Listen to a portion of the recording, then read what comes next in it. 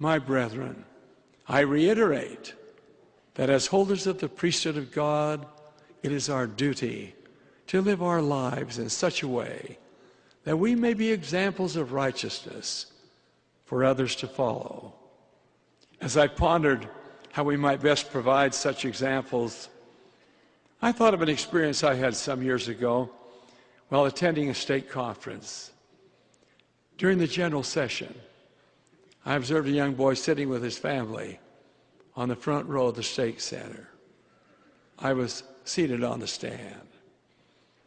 As the meeting progressed, I began to notice that if I crossed one leg over the other, the young boy would do the same thing.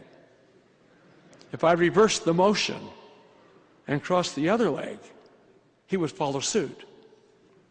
I would put my hands in my lap, and he would do the same.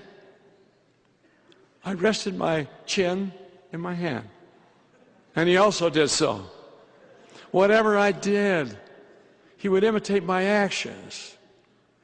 This continued until the time approached for me to address the congregation. I decided to put him to the test.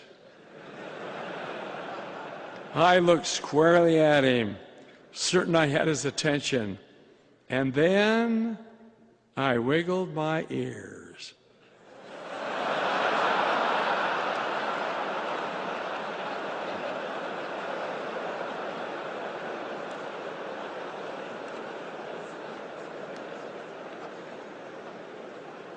My wife told me not to say that.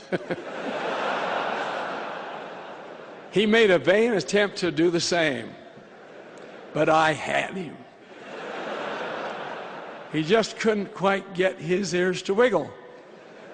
He turned to his father, who was sitting next to him, and whispered something to him. He pointed to his ears and then to me. As his father looked in my direction, obviously to see my ears wiggle, I sat solemnly with my arms folded, not moving a muscle.